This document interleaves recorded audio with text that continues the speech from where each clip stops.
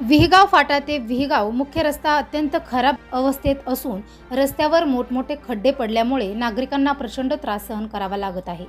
खड्ड्यात रस्ता की रस्त्यात खड्डे अशी परिस्थिती निर्माण झाली असून विशेषतः पावसाळ्यात या मार्गावरून प्रवास करणे धोकादायक बनले आहे। या रस्त्यावर अनेक अपघात घडल्यामुळे नागरिकांमध्ये तीव्र नाराजी व्यक्त होत होती।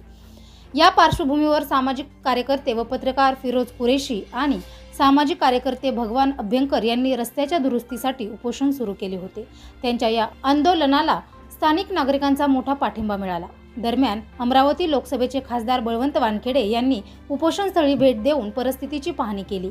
यावेळी त्यांनी संबंधित अधिकाऱ्यांशी चर्चा करून 10 दिवसात रस्ता दुरुस्तीचे काम पूर्ण करण्याचे आश्वासन दिले। खासदारांच्या आश्वासनानंतर फिरोज कुरेशी यांनी उपोषण मागे घेतले व आंदोलन स्थगित करण्यात आले।